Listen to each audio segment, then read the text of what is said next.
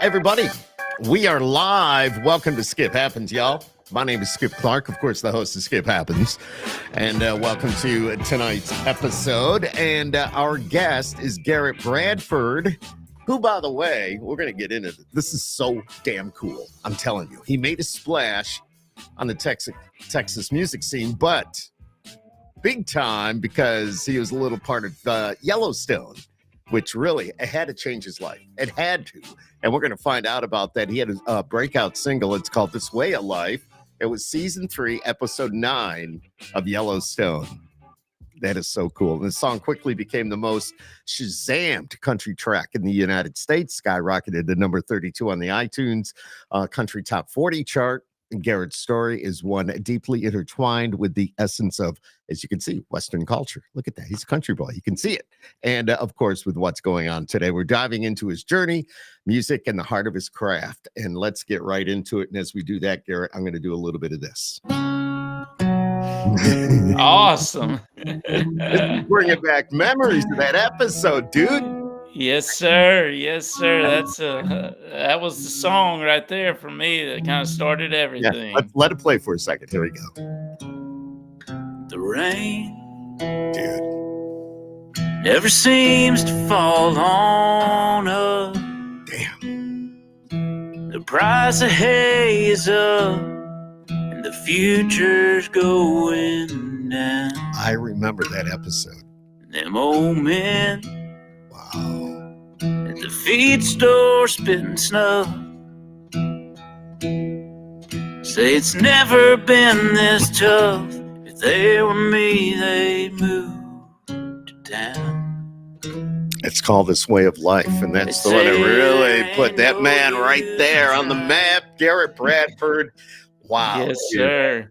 That whole getting on Yellowstone, and it was the one episode, I understand that, but just that little bit, it really skyrocketed you to like new levels, right? Yes, sir. I mean, I've been playing music my whole life, or I say my whole life. I mean, since I was in grade school, writing and playing guitar, and have been playing shows and things. Even started doing that in high school, but I did not have any music released, not on Spotify or Apple Music or any of the DSPs. And I just considered it a kind of my hobby. It was something that I did that I loved, and I played and wrote songs every day, but it wasn't what I was looking at doing for a living. And although I did get paid every now and then to play back then, but it was just kind of a cool thing I could do on the weekends. And yeah, that song came out, and it just changed everything overnight. And I really didn't have any idea the magnitude of that show or just how many people listened to it. Well, I knew there was a lot of people that watched the show, but I don't know of anybody who hasn't seen it. I know, right? All the way to the end, and the way it ended, it's like, are you kidding me? But still, that season we watch them over again. So, I can always tell when there's a Yellowstone marathon on, because if I look on like my Spotify for artists or Apple Music for artists, I'll get a huge jump, that day, and in listens and streams and Shazams and things like that. So. Can you, Garrett, can you walk us through that moment that you first found out that you would be featured on such a huge platform? Sure. So actually, I mean, the story is really crazy. So when Taylor Sheridan, who created the show, he moved to Weatherford, Texas. Forget what year that would have been, but it would have been like right at the beginning of the show, as in like season 1. He's like a mentor to you, correct? Yes, sir. Yeah, we're very close. So he moved there, and he had hired me to do some work on his ranch because I lived just 5 miles away from him there in Weatherford. And I went over and worked for him for a day, and he invited me to dinner. And at that time, it seemed like since he was new to town, he knew a few people, but he wasn't a local. So he said, "Why don't you come up to dinner?" And we became friends, and he would invite me over to dinner, and eventually found out that I wrote songs and played music. So he'd have me bring my guitar over and play. And I mean, it was awesome. I got to meet over the next couple of years. I got to meet all sorts of, different people in the movie business and actors and things like that. But eventually, I never asked him for anything because I didn't really view myself as the kind of artist that could even have a song on Yellowstone. I knew the show was so huge, and I mean, Mhm. I wasn't even putting music out. I was just playing shows and just writing for my own fun. And one day we were sitting on his porch. It was during season 3. He said, "You know, Garrett, sometimes just me and him." He said, "Sometimes when people write songs and they know I've got a show that's the number one show in the country and it's known for its music, they'll ask me if they could write a song for the show." And I said, "Well, I bet they do." And he said, "That's a hint." And I said, "Well, okay, what are you thinking?" And he said, "Well, I've got this scene and I need a song about the Western way of life and how it's seems like it's dying, but it's still alive and well." And he Mhm. said, "I've given the idea to a couple people and I didn't like what they came up with. So I want you to take it because you understand that." And I said, "Okay, well, I'll give it a shot." And I took my time doing it because he's not the kind of guy that's just going to tell you he likes it. You know, he's very Mhm. opinionated, and that's probably why he's so successful. So I knew it had to be good, Mhm. and I sent it to him. And luckily, I sent it to him on a Tuesday. He called me the next day, which was a Wednesday. He said, "I love a song, buddy. We're going to use it on Sunday." So they just used that acoustic demo that I recorded in the barn in Weatherford, Texas. I got a little studio in the Oh my corner. gosh. So that was just a God thing, man. I mean, I can't take credit for that. I was in the right place at the right time, or somebody put me Well, there. yeah, it's a lot more than that, I think, Garrett. But still, I mean, listen to that song, and it's so soulful and so good, just so good. And to get it on Yellowstone, well, there you go. So that and he's been in a lot of episodes. He's been in almost all of them himself. So Yeah, he has. He even cast himself as yeah, I think it's so funny, the horse trainer guy that he cast himself in is like yep, the yep. least liked character on the whole show. You He gotta love doesn't it give though. a crap though, man. He'll do whatever. He's a great actor, and Did you he's get to meet like Rip and Beth and so all the that? only one I haven't met is Rip. Yeah, I haven't met Cole Hauser, who does that, but everybody else on the yeah. show I've met in one way or another. And That is then so cool. That is so cool. one of One my other favorite things or stories about that is the lady that plays Beth. I think her name's Kelly. She's yeah. from the UK, so she's Yes. got a British Yes. accent. And when I met her, I didn't know that, so I thought she might be like method acting, and maybe she was in a different role as a British person. And I said, "Boy, her British accent's good." I told somebody, and they said, "Yeah, it's because she's from England." But you are so correct by saying that, though. She does so well because when you hear her, uh, we're here to talk about your music, but just for a second about Yellowstone, when you hear her speak in the show, you would have no idea, no idea. I had no clue. I mean, that's why I was so shocked. It didn't even because I'd only known her from watching her on the show, and when I met her, it didn't even dawn on me that that's how she could really talk. I thought, Mhm. well, that must be like some Beth doesn't talk like that, you know? Garrett Bradford is who I'm chatting with tonight here on Skip Happens, and hopefully skip doesn't happen, but it does every once in a while. But you've got to just your whole backstory is so cool, and being on Yellowstone and how that catapulted you to new heights. But where are you right now? Are you living in Nashville or living in Texas? Where are you? So that's a I'll never have simple answers. I live about half the time in Nashville and the other half back home in Texas. When I'm up here in Tennessee, where I'm at right now, Mhm. I actually live a little bit outside of Nashville. I live on a ranch out here in Oh, a cool. little town called Fairview, which is great for me because I don't know if I would have made it very long if I would have moved into an apartment. I'm not used to all that. So No, you're a country boy. I mean that in a good way. That's pretty cool. I mean, the whole city life is so different, and it sounds like you've been brought up on a ranch, and the farmland. Absolutely, it's beautiful. Absolutely, and that's what America is, and it's made up of so much like that. So, it is, and I think for me, whenever I've spent time in the city before, obviously, and even I lived in Fort Worth, which is not a huge city, but it's a pretty big Yeah, it's city in pretty big. Texas. I lived in the actual city proper for about 2 months was the longest I made it, and I couldn't write songs to save my life. I just couldn't. I just didn't feel like myself. So I think being able to live out on a ranch out here kind of helps me stay connected to Is who I that, am. because maybe being distracted, not being able to concentrate, all the everything going on around you 24/7? Yeah, I think that's part of it. Yeah, I think it's just the hustle and bustle and like you say, distractions of yeah, things and you yeah. have a lot more time to sit and think and especially doing like I work on this ranch a lot when I'm here.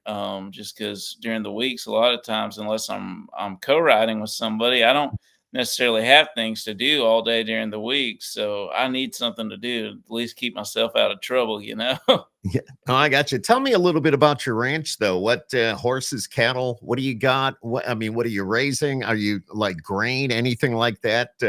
So the place where the ranch, our family ranch I grew up in back in Texas. Mhm. I've done a few different things. So my mom shows cutting horses, which are like quarter horses, Oh, nice. and so we've got a few of those around all the time. And then we've got cattle too, mostly cattle. So it's predominantly a cattle ranch, but most of the time growing up, my dad and my mom helped him too. But what we did was we raised bucking bulls and bucking broncs. So So, were you we, in the rodeo? yes, sir, we would take all these bulls and horses to the rodeos Mhm. growing up, and it was just an awesome. Like during the summertime, I got to spend Did, all summer with my dad, going from rodeo to oh, rodeo, and did it you was just ride in the awesome. rodeo? Were you on? I never was much of a bull rider. No, Okay, I got on about two, and they scared me that both was about times. it. So I thought that I better stick with music. Have you had the opportunity to play music at the rodeo? Oh, Have you yes, sir. played? Yeah. Yeah, I've played at a lot Awesome. of rodeos. I Yeah. mean, just being from Texas, and I'm also so tied in with that world because of my Mhm, family. And mhm. I mean, everybody I know is involved with rodeo or livestock to some extent. So, been a lot of things over the years where I've gotten to play at rodeos, and especially since the Yellowstone thing. Um, Oh, I bet. I it's bet. been it's been a lot of fun. That's one of my favorite places, or my favorite crowds to play to is a rodeo crowd. Cool. I have to, and I'm probably wrong because I'm assuming. Do you drive a dually? I do not. I do drive a three-quarter ton pickup, but All it's right, not it's a close dually. enough. All right, no, no, all right, I get it. I get it. Yes, sir. And then I got a little Chevy Equinox. See, now ever since the Yellowstone thing, I had to get a car too because I've been driving so far to go play gigs Ah, and you got stuff. mileage, man. You got to So get good now mileage. now I got the Equinox and my Silverado, so I Yeah, I can love the leave the truck Silverado. parked and then until I need it. I just traded in for a Chevy Colorado, and I've Hmm. got the Trail Boss. Now it's a smaller truck, but it's not a smaller truck. It still sits up high. I love it. I've got, here in the Northeast, we get snow every day. Oh, And I bet. today we had a lot of ice. So it's nice to know that I have that to go to, I go to the radio station every day and all that. It's nice to, I feel safe. You just got to watch out for the other person. That's exactly right. I actually sold a I worked at a Chevy dealership Oh, in wow. Weatherford, Texas, Jerry Chevrolet. I worked there for 3 months, and then I had a little misunderstanding with the management because I had a show to play on Saturday, and they It wanted me to happens. work, so that was the end of that. Yeah. You know, But I remember I loved those Colorados and the Trail Boss package and stuff. I thought those were cool little trucks. pretty I sweet. just love them. I fell in love with it and got a good deal. So, anyways, I Well, if love you it. got a good deal, you can't beat that because You those are know, hard to find nowadays. well, yeah, I don't know if I was driving, get this, just in between trucks, a Kia Sportage. Mhm. Wasn't a bad vehicle. Kia's kind of cool. Is it like a mini SUV kind Yeah, of yeah, thing? like a mini SUV. And then I said, oh my God, I saw that and saw the Colorados, and I'm going, trying it. And what I was paying monthly for the Kia Sportage is what I'm paying monthly for the Colorado with the Trail Boss. You can't beat So that. it was just like, How the hell did that happen? Either somebody charged me too much in the beginning or, but anyways, no, it's good. And I'm very happy. We need to talk about your music. When did, see, I told you we go down different roads. Oh, I love going down rabbit holes. I'm I the love it. world's I worst. love I it. could go. I could make it through this whole podcast and never even talk about music. Well, the most important thing is your music because you are Garrett Bradford. You've been in Yellowstone that one season. But how did you get involved with country music? I read a little bit in your bio that you sang in the children's choir way back in the day, obviously. Yeah. And your love for country music grew from there, right? Well, yes, sir. I think country music was just the only kind of music I knew existed until I was 16 or 17, just because everybody I'm around, that's all, that's all anybody listens to is country and usually Mhm. kind of traditional country. I mean, growing up, like being a small kid in the late 90s, there was a lot of good country music made then. And um like I said, I did, as you mentioned, I did children's choir in church. That's how I first ever even got Yeah. introduced to the idea of singing in front of people. And it took me a while to get that through my head because when I first started doing that, I mean, my mom had to force me to go up there, and I did not think that was cool. I wanted to be out hunting or fishing or Yeah. riding my little Yeah. pony, but I did not want to be singing. But I kind of grew to love it. And, Mhm. one of the coolest things that had happened because nobody in my family is really musical. I mean, they love country music, but nobody plays or sings.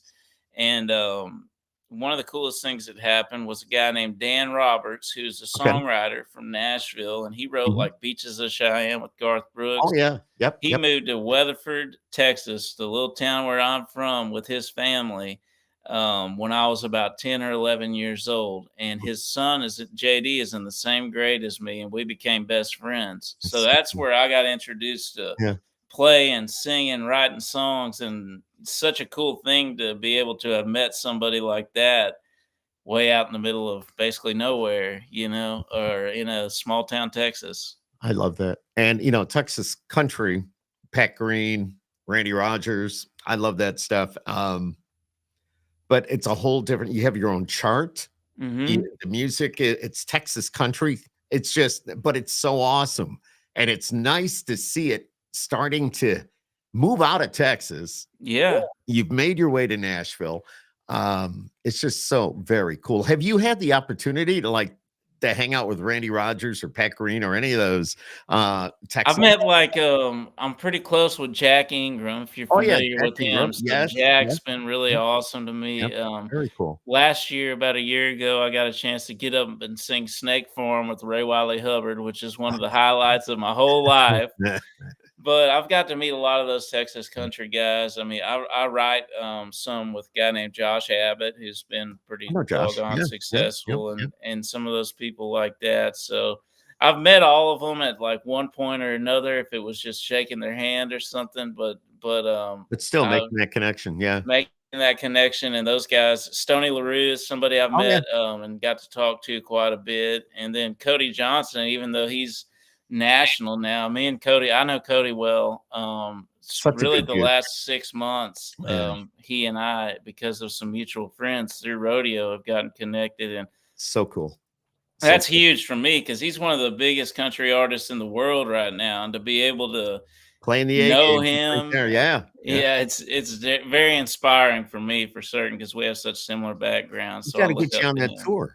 Heck yeah, I know. I'm working on that. Dude, if I'd be making phone calls going, Cody, talk to your team because have them reach out to my team. I need to be on that tour.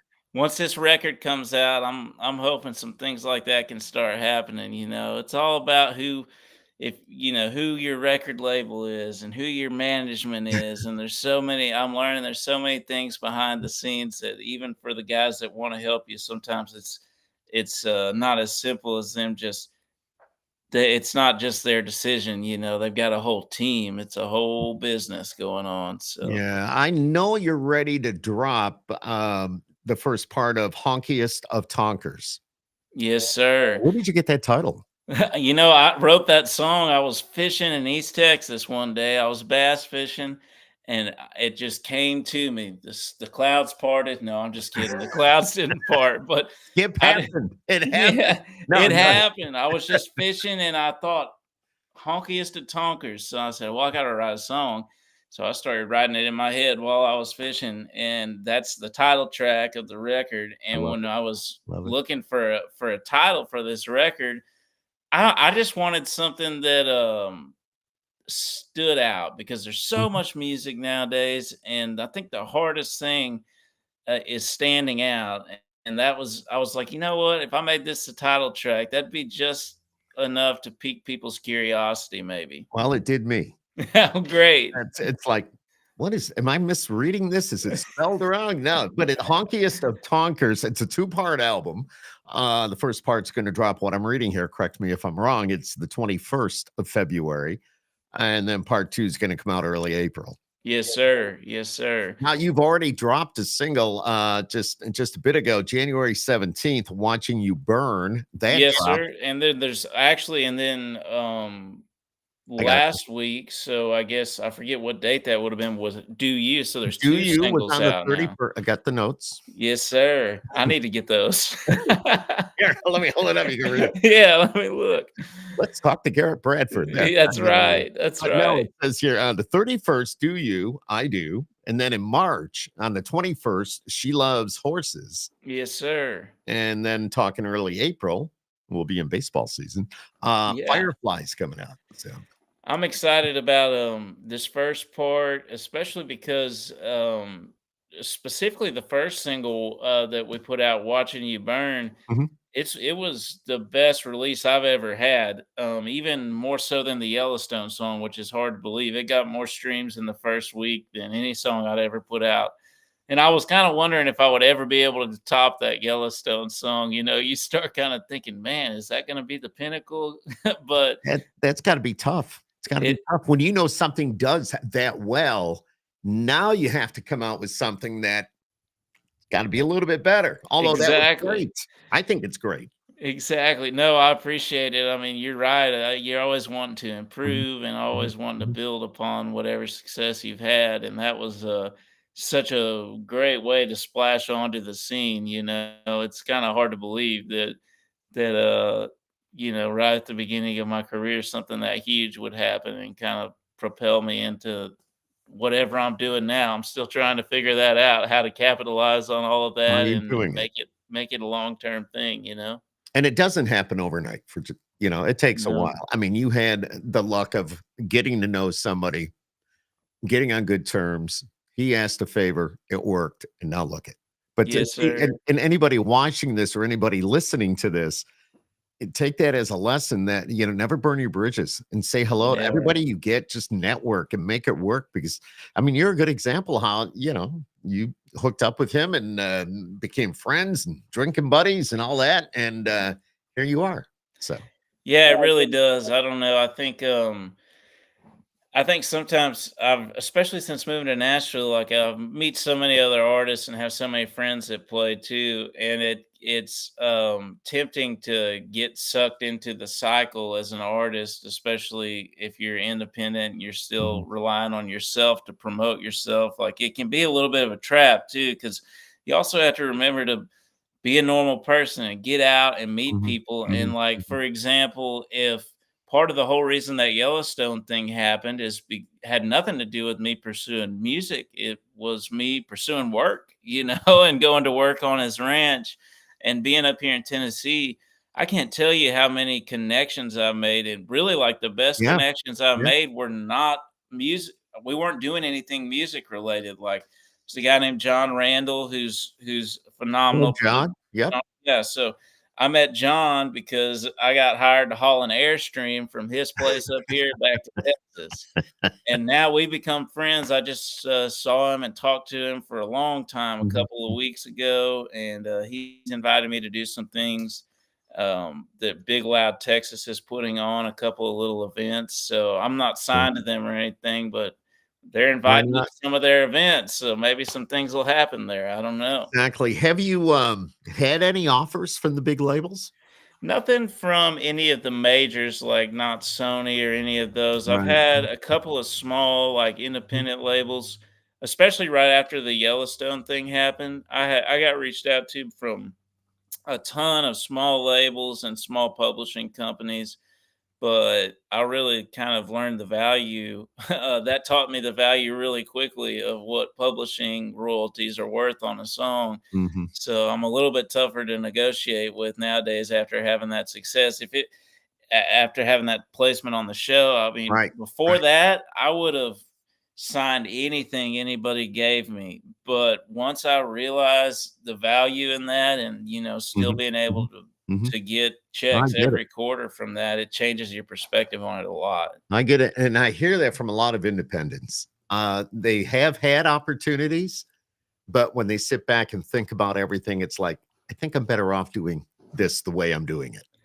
Well, I think that there will come a day, hopefully, where I will sign with a label, but I don't think I'm quite at the stage yet because you got to build up enough leverage and build up something that's worth investing in. That way, you can come to the Right. table and have some negotiating power. Because if you don't, the deals just do not look that great when you start crunching the numbers. And it's exciting that and it gives you a little validation when you think that somebody like that is interested in you. But Mhm.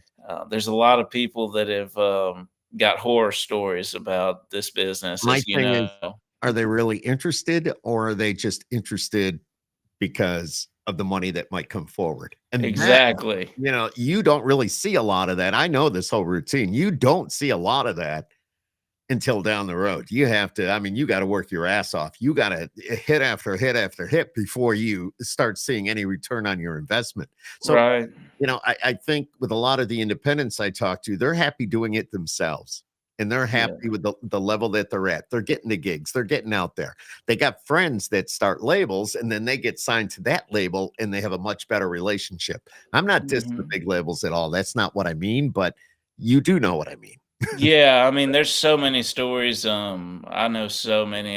Can't share anybody's story I'm gonna get without you. them being here. But man, I've heard some people that I know and write Mhm. with, and people that you would probably recognize their names and that have had hits and everything. They talk about, one of my friends in particular. He had two number one hits that he wrote by himself. Mhm. This was back in the early 2000s. We write together a lot, and for some reason after he had these 2 hits that he wrote himself, then the label decided that he needed to record all these other people's songs on the next album Mhm. because everybody wanted to get their hands in the pot because he was a Right, hit artist now. right. And the next album flopped. His second album didn't do good, and he knew it wasn't gonna do good because he was telling them before they even released it, "This we're doing something totally different than what Mhm, worked." And mhm, mhm. having that creative control is so important to me. I mean, I would 100%. always want that, because you have to stand behind what you put out, and you've got to be loving it. If people Absolutely. are not, people aren't going to love it if you don't love it. Talk to me a little bit about your songwriting and your creativity with that. How do you get inspired about things to write? Now, before even, I know I was reading the bio, I have the notes, um, that, you lost one of your best friends in a car wreck, Yes, and, sir. it was a very pivotal moment in your life, and, Yeah. how did that impact your songwriting and the direction of your career? So that was in December of It's 2014. tough. Actually, my best friend Colt Bruce and I were in a car accident together. It was just a single vehicle accident, but and Mhm. he was killed in that accident, Oh my god. and it was horrible. Colt was like my brother. I mean, I'm an only child, and we had been close since we were kids, and we even started the business that I was doing when I met Taylor was tree work and land clearing, and we had actually just started that little business together. And of course, after that, I was super distraught. I mean, I just grief and all those things, Totally. and that was a time when I really figured out how big of a part of my soul like songwriting is because Mhm, that's what I would do every single day. I mean, for mhm, months or even really years after that, It was cathartic, and I felt like if I had my guitar and I could write a song about it, it was a way to get things off of my chest. Even if I didn't go play it, Mhm. there's a lot of songs that are super personal, and I probably never play them, or put them on a record. But just the process of doing that, it's kind of like journaling, I would imagine. I don't know because Yeah. I don't journal, but No, but it's like healing too. it is. It's healing, Mm. and to me, songwriting, like my inspiration comes from being out like around normal people. I always kind of joke like sometimes you can get in if you're a musician, all you do is hang out with other musicians and all y'all talk about is writing songs and music. And before long you don't have any inspiration or you're so Right, disconnected. right. So being out and I mean working around the ranch, whether it's here or in Texas or I mean, I do that intentionally because, especially doing things like building fence or chopping firewood, things like that, it keeps your hands busy, but your mind can run the whole time you're working. So that's when I'm Mhm. mostly, when I come up with most of my song ideas is if I'm working or Sure. driving. That's another big one. Just driving down the road. Mhm. Uh, I try not to I try not to listen to music all the time when I'm driving because I want to be thinking of songs instead of listening to songs. So I do that a lot, just driving in silence. You're not the only one that has said that. I had an independent artist on the other night, and he's also a truck driver. And he Oh, said, really? yeah, and it was a great conversation. Randy Cobb, and he hauls cars. He Oh, drives a car carrier. So, and we got talking about. I said, dude, I said, but his music is great. But he's doing this because he's got to have another job. He owns his trucking company. I don't. I'm not going to get into a lot of that. But he said that when he drives over the road, he just he doesn't have anything on. He's thinking. He goes, I'm thinking about songs. I'm thinking about, oh, or I'll see something alongside the highway yeah. and it gets my mind going. And, when I stop, I make notes and it's like, yeah, stuff like that. So it kind of goes along with what you're saying, Garrett. That's one of the reasons I was so eager to get fired from. I can't really say that I quit. I got fired from my car dealing I job, but said, it it was happens, dude. Come it on. happens. But no, it I would come home for that period that I was selling cars and I wouldn't feel like playing my guitar or writing songs when I would get home because Mhm. even though it was probably one of the easiest jobs that I'd had, Sure. mentally it was taxing, and I can go cut up trees all day and I come home and even though I might be physically tired, I'm But your mind, excited to play, yeah, yeah, exactly. and to write. So I think and I love truck drivers. I've got 2 truck driving songs on part Really, 1 of the album. One called Keep On Driving and one called Peterbilt Pipe Dream. I love it. Those songs have done really good for me on, like, social media, on TikTok. Yeah, well, Apparently, these truckers, they love TikTok. They must be going down the road well, yeah, swiping. well, you have a title like Peterbilt Pipe Dream. I think they're gonna, I'm just saying that's kind of they're gonna go. I got to check this out, and Yes, absolutely, and sir. I hope Randy watches this because I think he needs to know how you work and stuff too. So that's kind of cool.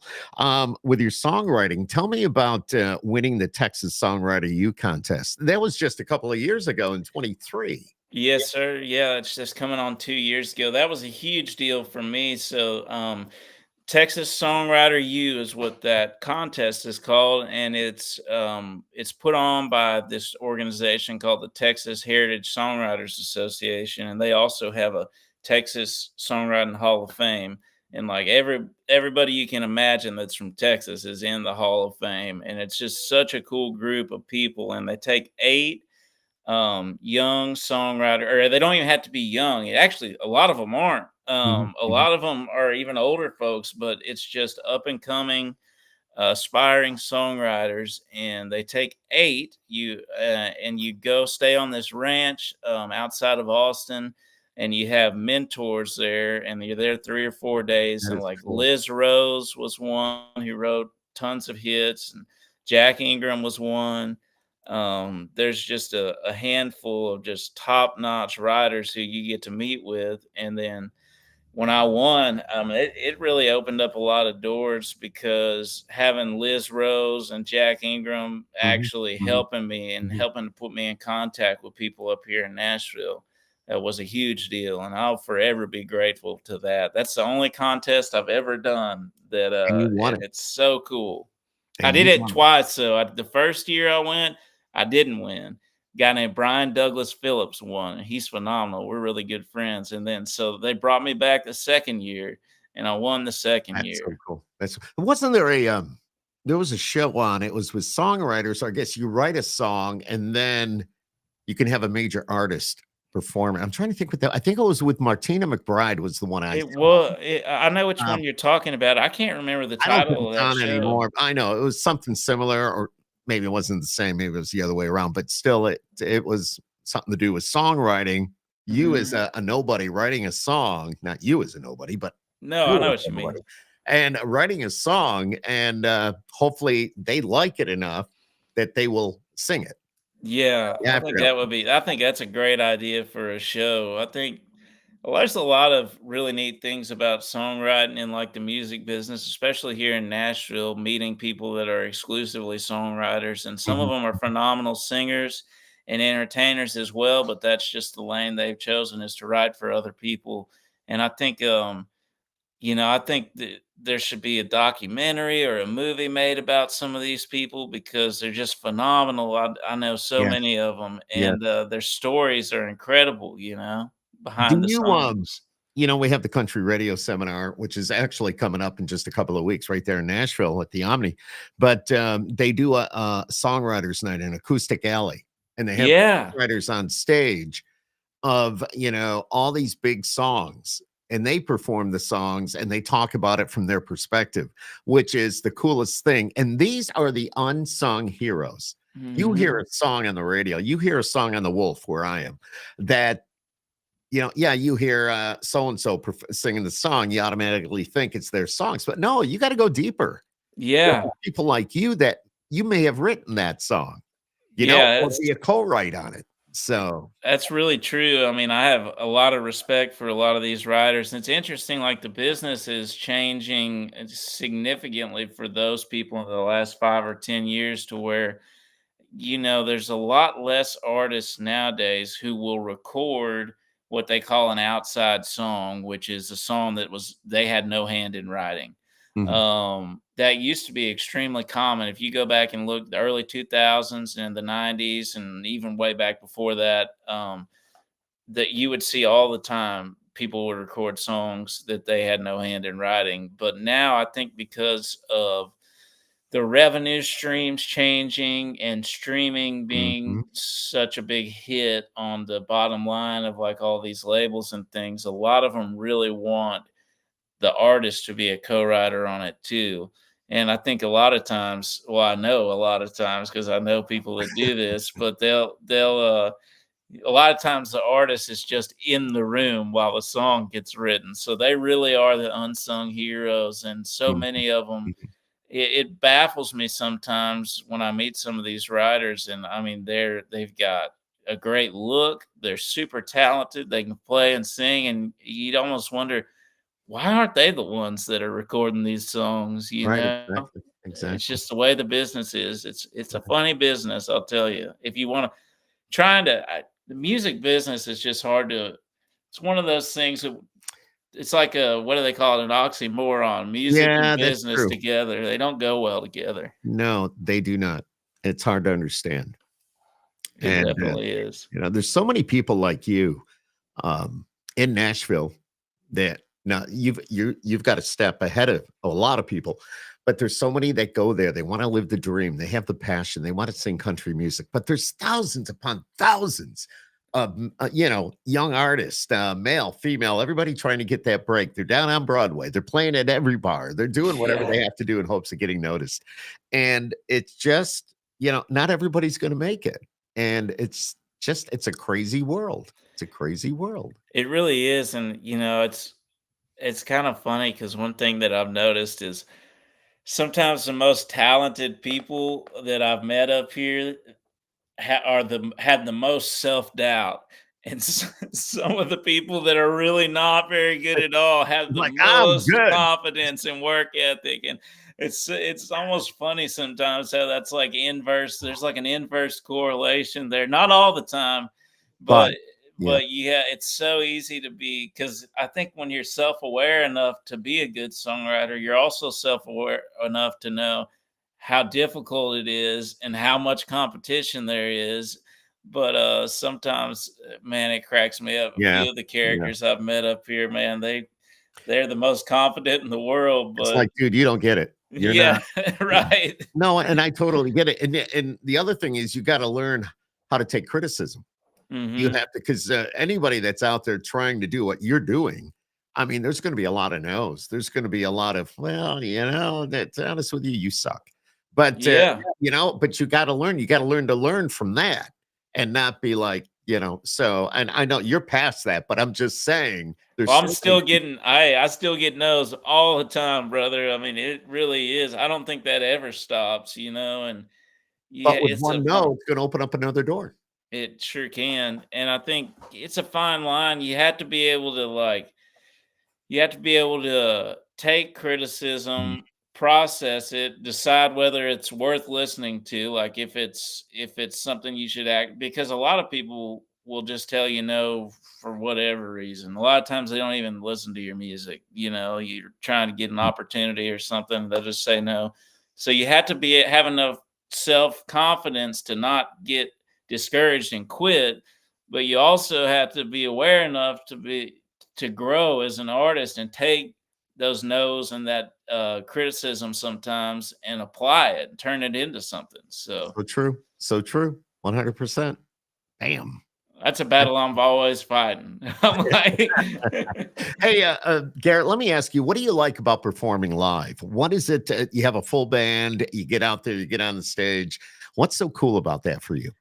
I think my favorite part is people watching, especially depending on the venue. That can be really good. Those Texas honky tonks, there's some Oh, good I people bet. watching, and you're up on the stage so you can see everything. But I love trying to find, usually what I'll try to do is I'll, play in the first few songs, I'll look across the crowd and I'll find one or two people that seem totally uninterested in what I'm doing.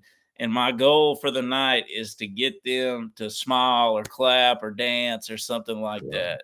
it, It's love it, like, love go find the person that looks like they don't want to be there, it. and that's what I always do, and I'll just kind of keep looking back over to them, and that's how I'll be able to judge. Okay, am I accomplishing my goal or not? Have you got down near San Antonio? I'm trying to think. I went to they called it something store. Um, The Kenny store? no, it was Um, an outdoor venue. It was the coolest place I had ever been to because it was so country. It was outdoor. It was something country store. Um, oh damn. Flores. Was it Yes, Flores Country yes, Store? that's it. That's it. I That was love that place. I still haven't gotten to play there because where I live in Texas, I'm 5.5, 6 hours away from okay. there. I So wasn't really like, sure, but that's where I ended up going, and we saw Colby Cooper there, and oh, it was just we had so my wife and I had so much fun. So that's a much fun. cool venue right there. Yeah. I can't wait. One of these days, I definitely will play there, probably sooner rather than later, because I that's wanna know kinda when on you my do. We'll make bucket the trip, list. man. That'd be so cool. Heck But, yeah. yeah, I just love the venue. The venue was so cool. It made me think about it, and that whole Texas scene, like I said before, I mean, it's kind of in a world of its own, but Yeah, yet that world is expanding. So it is. There's more and more people, I remember when I was younger, like, Texas artists didn't really go to Nashville very much, or if they did, they didn't tell anybody because there was, I don't like, think this they cared to go to animosity. Nashville. They were What? doing their own thing. I don't think they cared. I don't think they No. cared.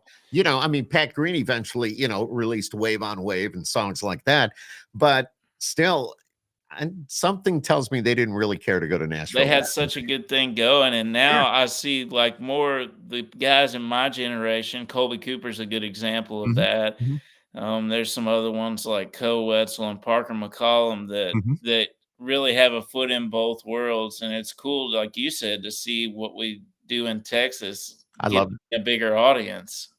Yeah. I know for a fact Cole Wetzel's coming through. with a big artist here in the Northeast this summer. So Oh, he is? I That'll can't be wait to see cool. him. I can't wait to see Cole. So I went to college with Co at Tarleton State University. nice. Yeah, we're the same age, so Very cool. yes, Very cool. sir. Oh, you're just kids. That could be your dad. Um, but so performing live, I mean, it's got to be nothing like it. Like you say, you get your eyes on somebody, and your goal is to get them moving and get them smiling, having a good time. So, is there anything wild that's ever happened to you all while you've been on stage? Anything that you go, holy shit, what the hell just happened? You know, Man, I can Like, think of a it few. happened. I can think of a few things. Yeah. Big. I was playing in Gallatin Gateway, Montana, at a place called Stacy's, and a whole. I was. This was acoustic during COVID, right after right after my song was on Yellowstone, Right. Oh my and god. a whole brawl broke out in this place. Man, there was like 15, and this is not a big place. And there wasn't that many people there. So I just remember it was so awkward. I was trying to figure out, do I keep playing or and then finally I was Yeah, like, what do yeah, you I do? gotta quit playing because somebody's about to throw something up here. Exactly. You got to take care in a small venue like that. I think, look out for you. Look out Yeah, for that's you. I right. would say, I'll be back when everything calms down. That's right. Y'all let me know when you've got it figured out because that's not what I'm here for. What advice would you give to somebody that wants to do what you're doing? Boy, I'll tell you, one of the things that I say, and I don't know how wise it is, but I think there's some truth to it, is in like the day and age we're living in of social media and online influencers and things like that. It's easy for a young artist to get caught spending all their time trying to convince people that they are a great songwriter or a great Mhm, singer or a great entertainer or an interesting person instead of actually becoming that. And mhm, it's if mhm. that makes any sense, it's kind of a trap people can get caught in where all they think about is promoting themselves and eventually you I don't think you're able to connect with people because you're living this life that's just so much different than your average person. And in country Yeah. music, I mean, the way I see it, we're writing songs for just your average Joe, good old blue collar and just normal people, and being Mm, connected and mhm. being one of them and thinking of yourself as one of them is what I do at least to get my inspiration. I try not to get too hoity-toity with it. Yeah, no, and I totally get that because if you look at what I do in radio, I don't make it about me. I don't make it about, what I'm doing. It's about you as the listener. And you put Right. yourself where they are. It's just, and I always say that one thing we do in radio is every time I open my mouth, I'm pretty much asking a question. Oh, Hey, that's a good have you, point. I go, and 92.1 The Wolf. How would you like to be sitting up front for Garrett Bradford show coming up next week? Wouldn't you like to do that? Wouldn't that be cool where you could sit up front and actually talk to them? So Right. so I'm throwing a question out there. Now I get them responding to me. It's not about me saying I'm going to sit up front and I'm working radio and I do this.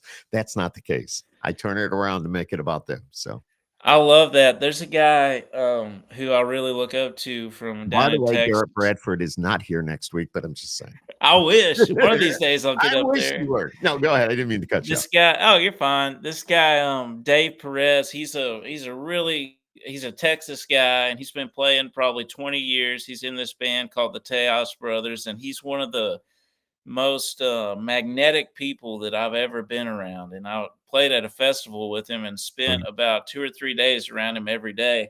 And I was picking his brain because he's such a good entertainer and he's so good with people. And one of the things that he told me, I was asking him, like, how do you hit it off with these people so well? And he said, I ask them questions because usually there you somebody go. will come up to you, oh, I like your music, da da da da da. And then, you ask them, and it kind of comes naturally because I like talking to people, Yeah. but No, but that's good. it's different, Yeah. whenever you Yeah. give somebody an opportunity to tell you about themselves. And it's also inspirational as a writer.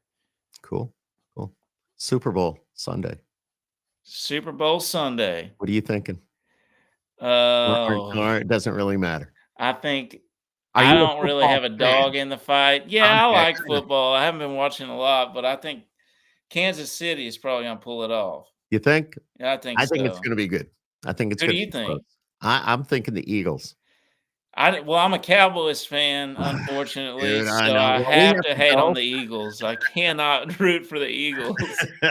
I know, I know. And they got this bet going that apparently the rumor is that Kelsey is going to propose to Taylor Swift after the game. Oh my gosh. So I mean, so that's why They got odds on that? I don't know. They got odds on everything. I know. Everything they got odds on.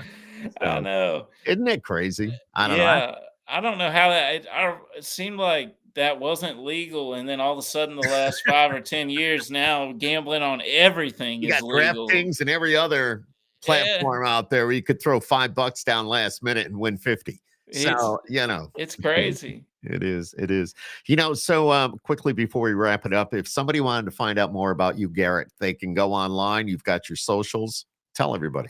Yeah, so I'm on all like the main socials. I don't really do Twitter, but I do, there's Facebook, Mhm. primarily Instagram, and then TikTok. I got on that about a year ago. I was a holdout. I didn't want to give in. I didn't want to cave in, but I got on there and it's become my most successful platform. So any of those, if you just look up Garrett Bradford, you should be able to spot me. I'm usually wearing a cowboy hat in my pictures, but I I love it. couldn't put my headphones on with the cowboy hat. So, Yeah, well, I don't think they'd fit. What about now the album Honkiest of Tonkers? Mhm. All right. So again, that's the first part is on the 21st of February. The second part is coming up April 11th, correct? So Yes, sir. Yes, sir. And this is something to my look for. debut album, so I've never put That's out so a cool. full length album, and I decided to just go on ahead and do a double album to start with. Mhm. So So very cool. I'm excited about it, and we've gotten some really good feedback so far. Mhm. Getting some album reviews and stuff done. I've actually been blown away with the feedback we've gotten, and believe it or not, a lot of people in the UK and over in Europe have been really turned on to this, and I've probably done probably 8 or 9 interviews just in the last couple of weeks with European outlets. And So you've never been over there. never been over there, not even as a tourist or anything. So I actually got an email a couple of days ago about playing. They're inquiring about getting me at a festival in Switzerland, and I'm dying to go there. Dude, if somebody flips the bill, get on the plane, grab your guitar, get on the plane. I may never Send me a come video back. because I want to see that. Oh, you'll come back. But, Yeah, it's true. you talk about country music, like in Europe or Ireland or England, any of those places. It's huge, huge. I had Yeah. Megs McCarthy was on with me the other night. She's in Ireland and she's a country music singer. I Uh, listened to that podcast. That was a good one.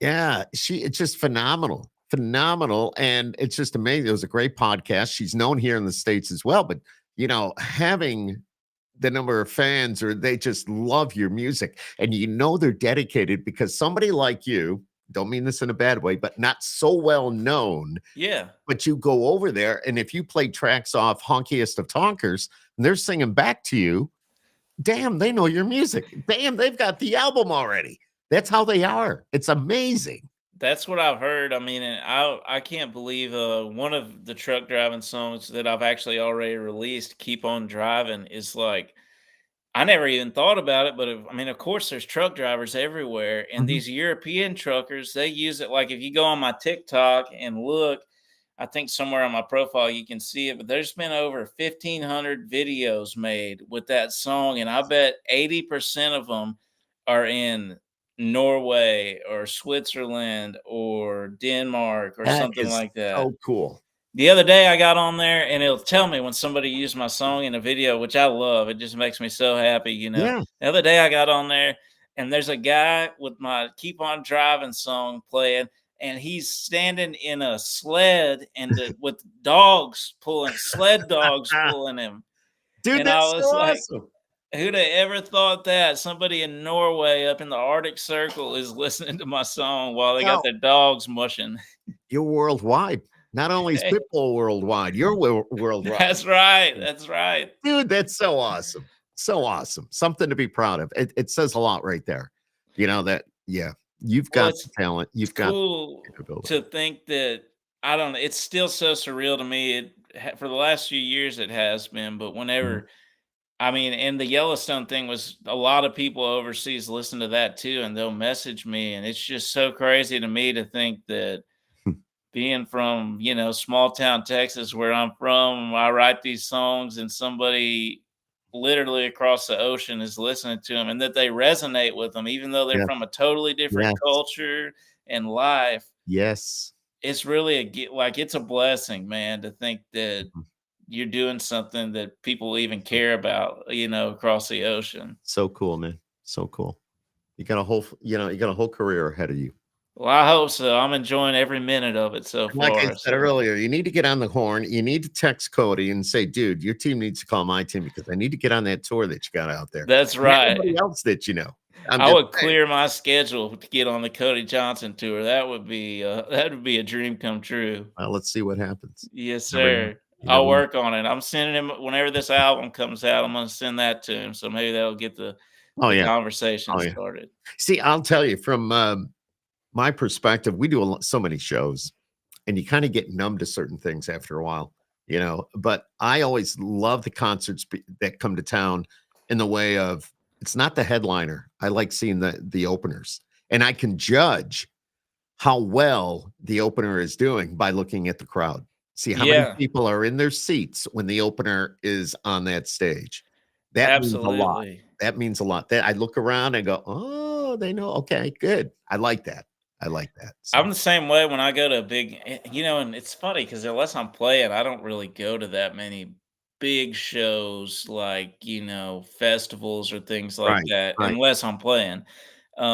Just because I get all that out of my system. I've gone to plenty of them, but I do whenever I do go see somebody like, I went and saw the Eagles when they were on their reunion tour. I think they No. might still be doing it, but Chris Stapleton opened up for him, Was which is Vince nuts. was Vince with the Eagles for that? Yes, sir. Yeah. Yeah. Yeah. Vince was with them, but, seeing Stapleton open for Mhm. the Eagles was just surreal. It's like, you've made it when Chris Stapleton comes to open the show for you. Exactly. 100%. Garrett Bradford, pretty cool, man. Cool chatting with you tonight. And cool getting to know you a little bit. Well, And thank you. Will you be at CRS?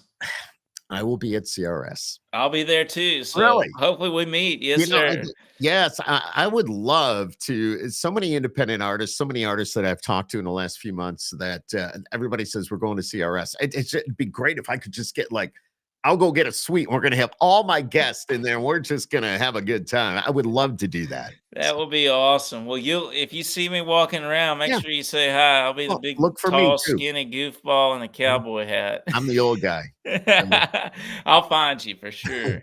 exactly. Garrett Bradford, thank you so much for, your time tonight being on Skip Happens and, just such a great story. And you're just off and running, dude.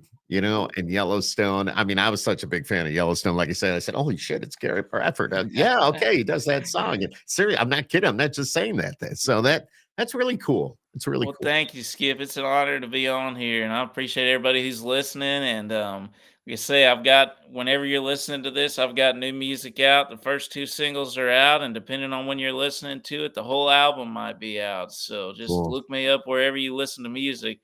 And And support the artists. Go online, download it, buy the music because these guys got to pay their bills too. So hey, you said it, not me. I just know. And it's a struggle sometimes. And I don't care who you are, it's a struggle. No, it Me or is. It anybody. is. So It really is, and I don't mind having a day job, but I'd rather not. So tell these so people to go buy it. what is your day job? Just working on the ranch? Yes, sir. Yeah, Just working on the ranch. it's a lot of work. It's a lot of It work. is, but I love it. It There you go. it And you go out and play at night. So yes, sir. Yes, sir. and you get in about 2 or 3 in the morning and you're up at the crack of dawn. Sometimes, the nice thing, a lot of these places in Nashville that I play at, like these songwriters rounds, they really are not Mm, that late. They'll be that's true. from like 8 to 9 o'clock. So I love that because then I'm I'm out getting of there. home at a I'm decent home. hour. Yeah, I'm in my exactly. bed by 10. It's good. Yes, sir. Yes, Garrett, sir. Garrett, you're awesome. Thank you so much, dude. Thank you Thank you, so much for Skip. It's joining me. been a pleasure, buddy. Yes, stay right there. Thank you everybody for watching. Make sure you subscribe to Skip Happens right there on YouTube, and we got a lot of these coming up for you. We go nonstop at least twice a week. So. Pretty cool. Thanks for watching, Garrett. Again, thank you. Stay right there. Thank you so much, everybody. Good night.